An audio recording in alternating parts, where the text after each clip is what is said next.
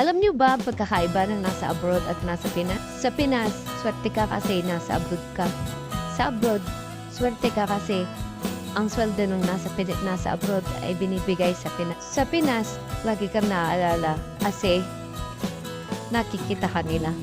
Sa abroad, naaalala ka nila kasi kailangan ka nila. Sa Pinas, lagi kang nangangarap na sana nasa abroad na ako.